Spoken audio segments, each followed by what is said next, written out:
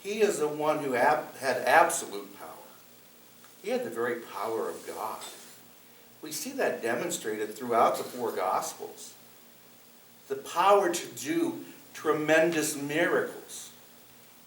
Yet there were many times when Jesus refrained from using his power for personal benefit in order that he might serve the people. And the best example of that is when he was on the cross. He had the power to be rescued and call down God's angels and remove him from the cross. But he did not use that power in that way, because he realized ultimately it was God's will that he would die on the cross.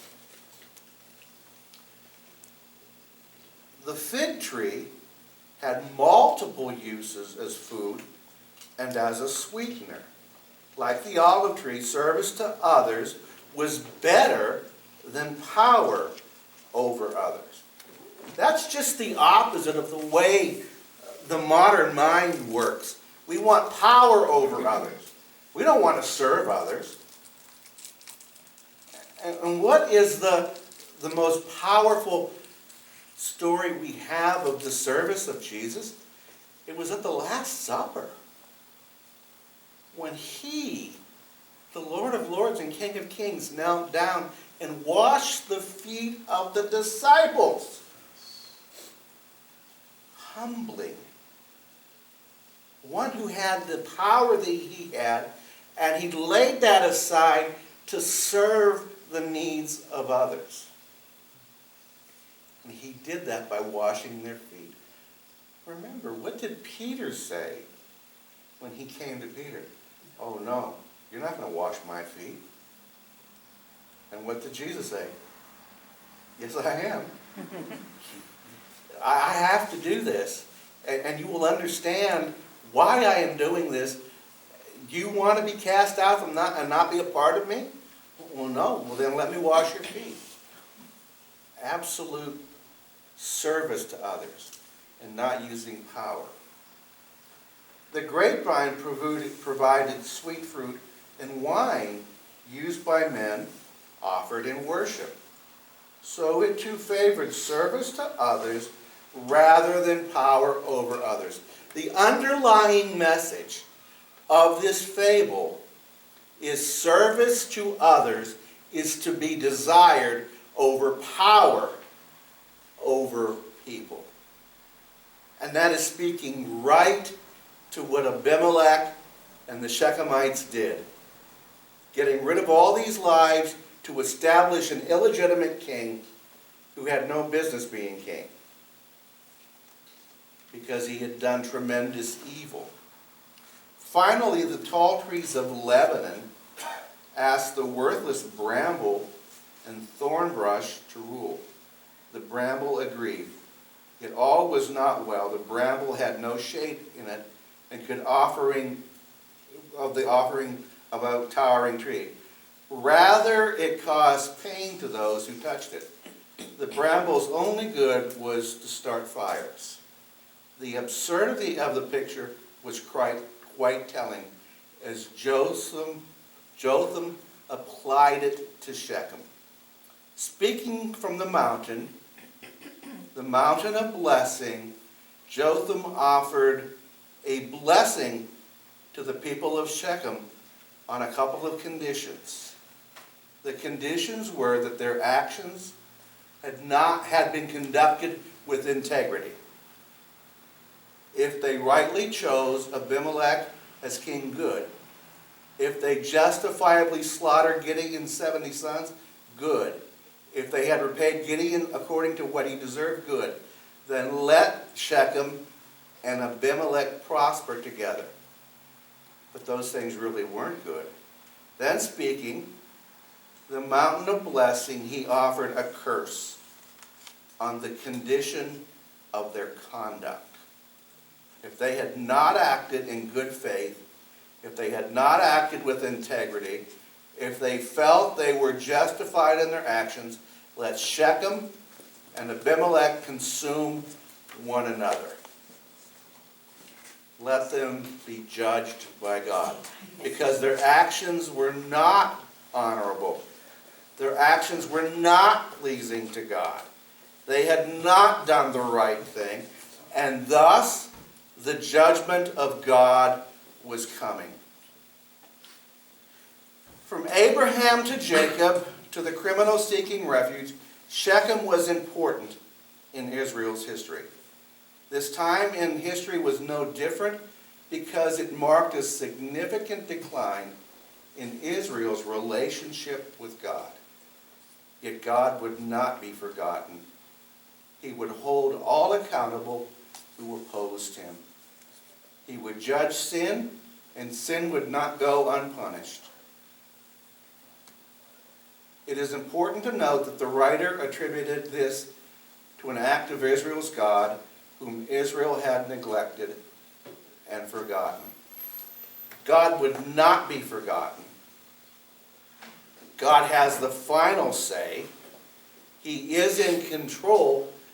And when we get out of line and sin is committed, that sin will be paid for in God's judgment.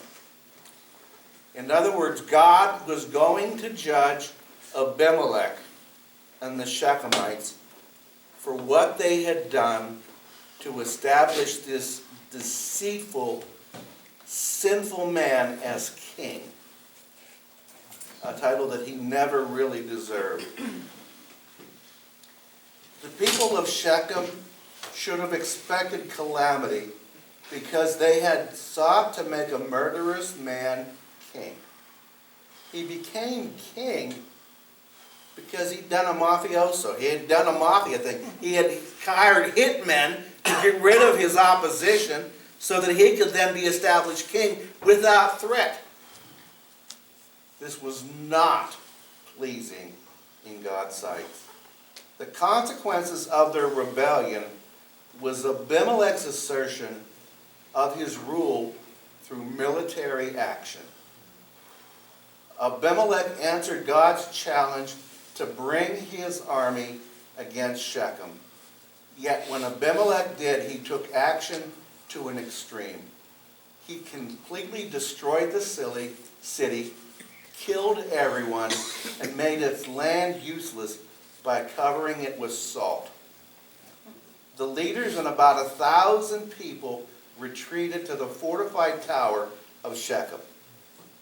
God was on the move. They were being judged, so they went into hiding. They went into retreat, thinking that we can hide from God, we can be safe from God. They hoped it would protect them long enough for Abimelech to surrender. However, true to the bramble of Jotham's fable, Abimelech and his men gathered brush to burn down the tower. Shechem had dealt treacherously with Gideon and his sons. They lacked integrity when they made Abimelech their king. Now their king consumed them with fire, just as Jotham had prophesied. He turned his back on his own people and attacked his own people. This man, wow, what an ugly person he was. He didn't care who he got rid of. If they stood in his way, they were gone. Is that an attitude that is pleasing to God? Absolutely not. Again, what was the point of Jotham's fable? It is better to be in service to others than it is to have power over others. Why is it important to maintain self-control in resisting sin? Why is that important? Because one sin leads to another. A person steals, then lies to cover up the theft. As time progresses, to cover up a chain of sins, a person sins more. It becomes a vicious cycle of sin without hope of escape. The relatively small consequence of the initial act now has compounded itself and has consequences of multiple sins. We think of King David, who one day, when his army was at war with the Philistines, decided that I'm not going to be out there, I'm going to be at home. And he goes wandering around, and what does he see? A beautiful woman taking a bath, Bathsheba. Well, as a young man, ideas start coming into his head. I want that woman. And as the king, he is able to get that woman. And it just spirals out of control. Because of that act, a child is conceived. Now, not only has David committed the act of adultery with this woman, now there's going to be a child to prove that he had been with her. And she's a married woman, so now he's got a problem in dealing with the husband. What do you do with him? Well, I know what I'll do with him. He's one of my chief soldiers. I'm going to tell him, you've been fighting hard for me, why don't you come home? And when he comes home, I know how tough it is on the battle lines, and I know you must really want to spend some time with your wife. Why don't you go spend some time with your wife? And what does he say? No. How can I do that when my men are in battle out there? I can't do that because my men are in battle. So he doesn't even go into the bedroom with his wife. And David goes, what am I going to do now? I know what I'll do. I'll put him on the very front and tell the soldiers to retreat and leave him out there by himself, and he'll get killed. And my problems will go away. Until Nathan the prophet shows up and confronts him with his sin. Sin has a way of spiraling out of control. What began as lust in the mind of David ultimately led to murder. True, he didn't pick up the instrument and strike down Uriah, but he made the orders whereby it was highly likely that he would die in battle when he had no protection from other soldiers, just kind of out there on your own. And that was the situation with Abimelech. He had this idea he wanted to be king, and it just spiraled out of control and ended in murder. Murder for hire. And God is going to deal with him. Once Abimelech began his military rampage, there was no stopping him. He left the desolated remains of Shechem and traveled 15 miles to the nearest town, the town of Thebez. As he did in Shechem, so he did there. He threw aside self-control and caution, and he paid the cost. When he approached the tower of Thebez to burn it down, a woman threw a rock and hit him on the head. It knocked him silly, but it didn't kill him. And he said, I can't die at the hands of a woman. I can't die at the hands of a woman. We can't give her that. So he told one of his soldiers to take his sword and run him through, so that he died at the hand of a man and not the hand of a woman. And that's how his life ended. Sin just spirals out of control. For the Christian, we need to be aware of the subtle little traps that the enemy will set for us. And allow the Spirit of God to minister to us and to take us out of there. To give us a way of escape. To understand that there is nothing wrong with being tempted. Jesus was tempted.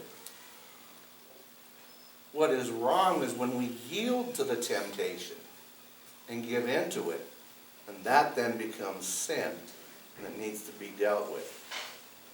So we need to be sensitive to the guiding of the Spirit. And we need to be filled with the Spirit. And how are we filled with the Spirit? It is a daily filling. As we spend time in the Word, as we spend time in praise and prayer and worship, as we spend time in fellowship, of feeding ourselves with the things of God, we can then begin to have some victories over the enemy. Are there any questions? Are there any comments? Next week we're going to do somebody that you know a little bit more about. Samson. Smiling. Oh yeah, we've heard of Samson. So what do you know about Abimelech? A lot more than when we started.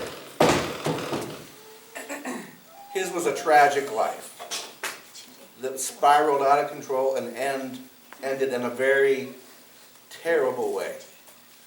Well, thank you, and we'll see you next Sunday again.